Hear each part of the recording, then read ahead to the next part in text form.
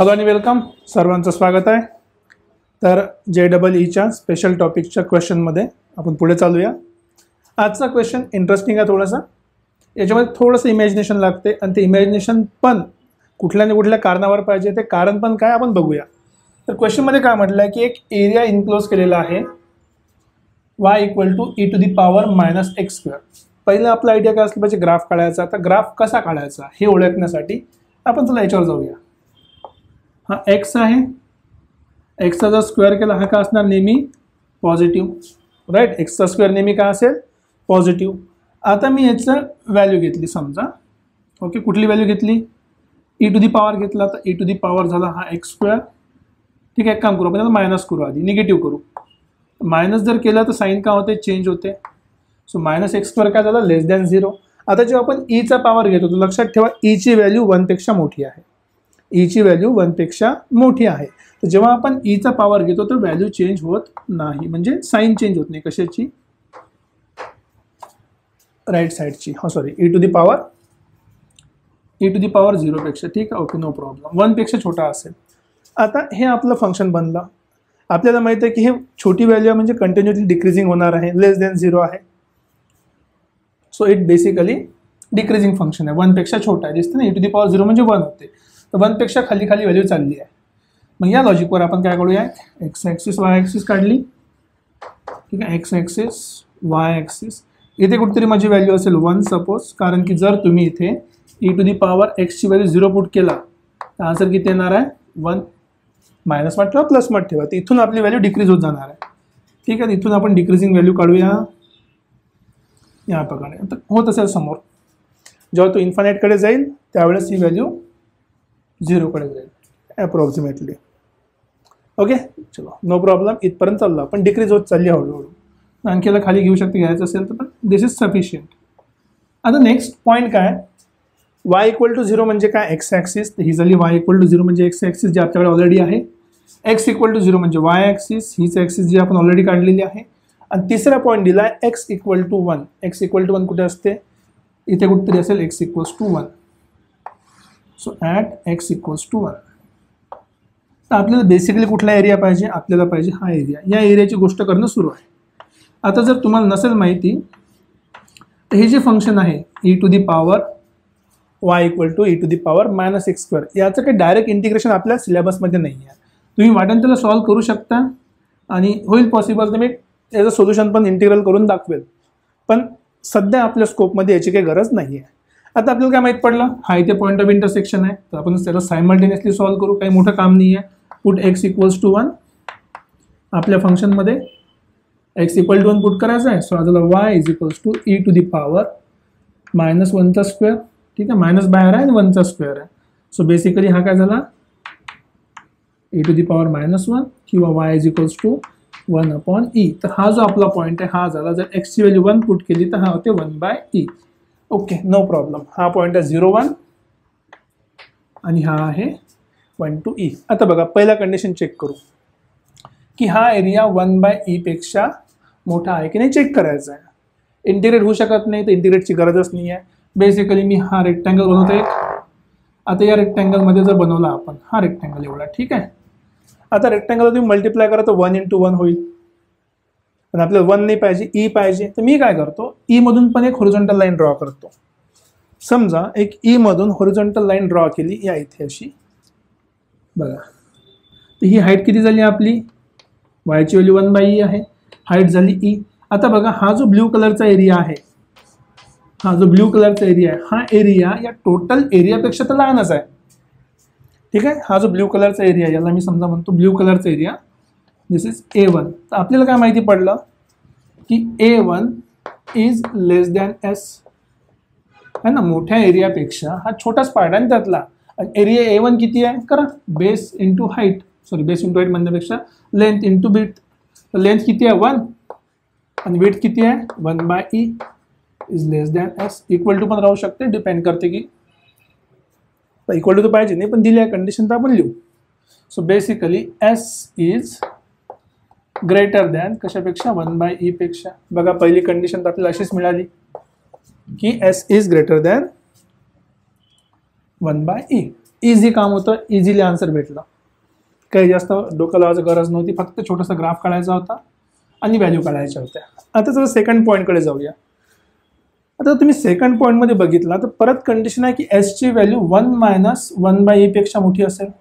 आता हे कसं सॉल्व्ह करायचं? आता हे सॉल्व्ह कसं करायचं, हा आपल्याकडे प्रॉब्लेम आला.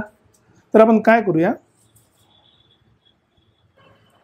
आता प्रॉब्लेम आला का बरं त्याच्यावर फोकस करा. बघा, हा जो एरिया आहे 1/e, हा टोटल एरिया किती आहे? हा जो टोटल एरिया आहे हा टोटल एरिया 1चा, कारण की 1 × 1 किती होते? 1 होते. 1 मधून जर हा एरिया काढला तरी हा आणि हा बाकी राहतो. मग या दोघांपैकी मोठा कुठला आहे आपल्याला कसं माहीत पडणार? हा मोठा आहे की हा मोठा आहे? एक्झॅक्टली नाही माहीत. मग एक्झॅक्टली जर माहीत नसेल तर आपल्याला काहीतरी कम्पेअर करावं लागेल. काय कम्पेअर करावं लागेल? काहीतरी कम्पेअर करायला आपण काय करू, आणखी एक ग्राफ पकडू. कोणता ग्राफ पकडू? ते 1/e आलं पाहिजे. 1/e यासाठी एक्सची व्हॅल्यू 1 ठेवताना बघा, एक्सची व्हॅल्यू 1 ठेवली ते आपण इथे फंक्शनमध्ये, तर 1 ठेवल्यावर याचं फंक्शन चेंज झालं नाही, 1/e आलंच होतं. म्हणजे इथे एक्सच्या ठिकाणी अशी व्हॅल्यू ठेवायची की त्याचा आन्सर 1च असलं पाहिजे. क्यूब ठेवू शकता, स्क्वेअर ठेवू शकता, एक्स ठेवू शकता. मी काय करतो, एक्स ठेवतो. क्यूब ठेवल्यानं पण काही फरक पडणार नाही, पण जे सोयीस्कर वाटते ते की लेट, आपल्याला माहिती आहे की x is greater than x square. कोणत्या केसमध्ये?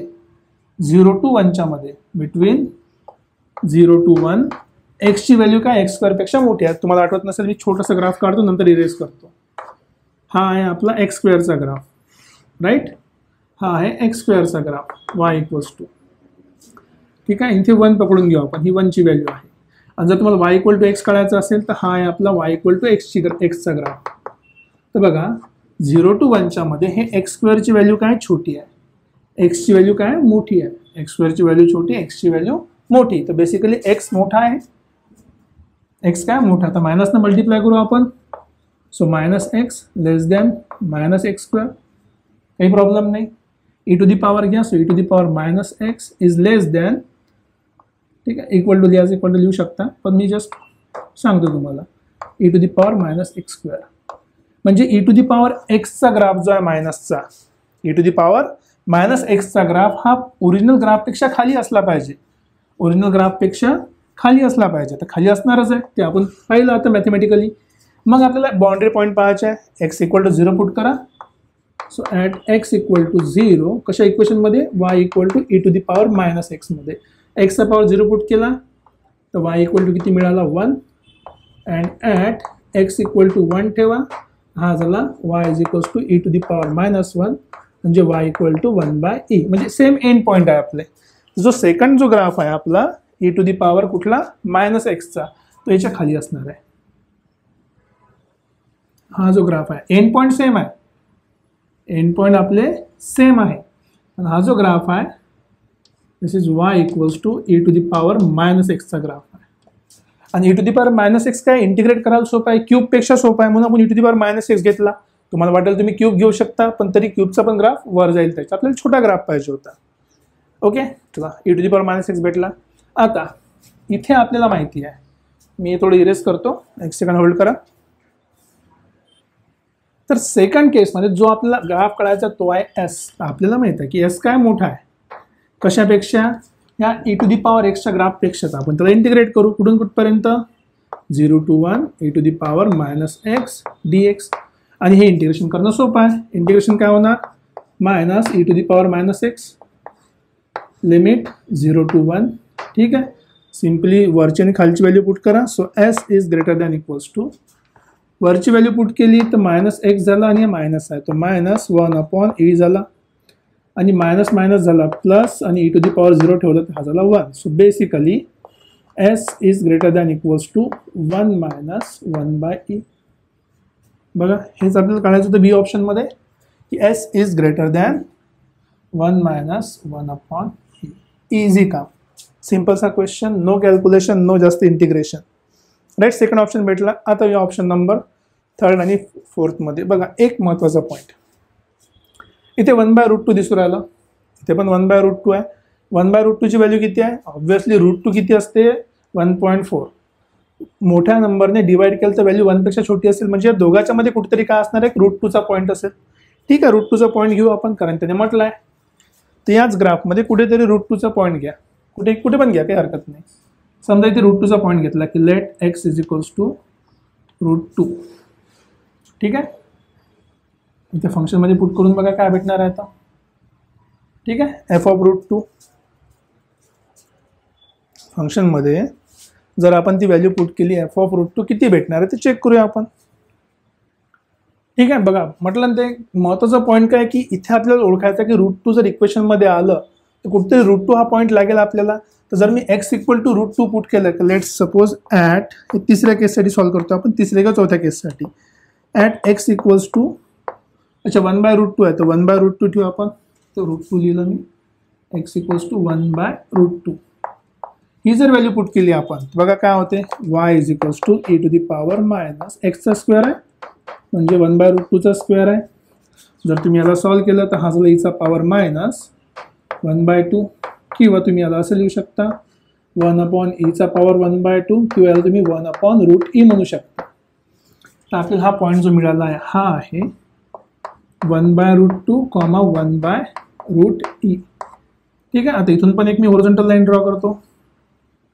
आता आपल्याला s पाहिजे, ठीक आहे, आपल्याला काय पाहिजे, s पाहिजे. आता एसचा एरिया छोटा दाखवायचा आहे, तर आपल्याला हाईट तर मिळाली. मी काय करतो, याला दोन सेपरेट रेक्टँगलमध्ये सेपरेट करतो. कुठले दोन रेक्टँगल बघून घ्या एकदा.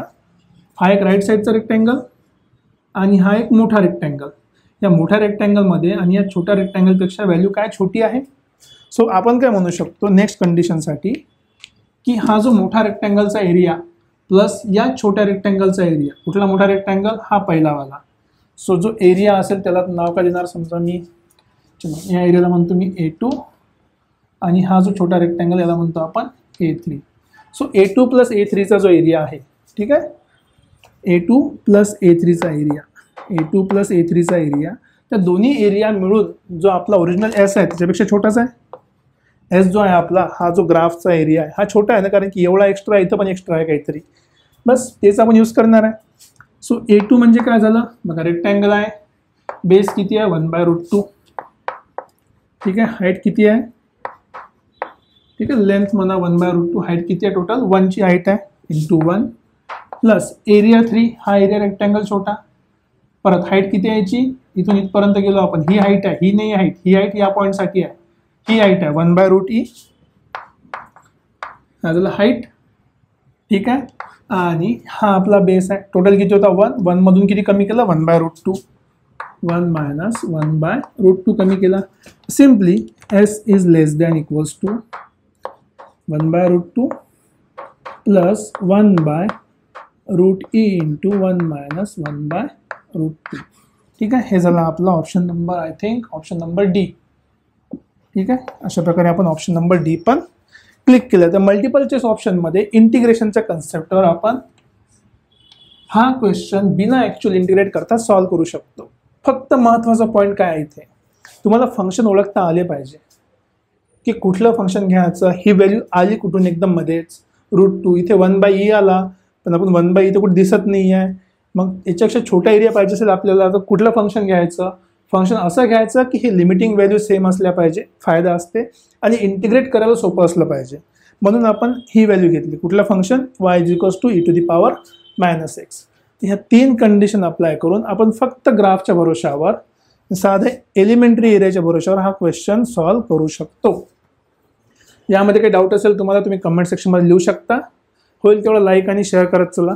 भेटूया परत नेक्स्ट क्वेश्चनमध्ये. Till then take care.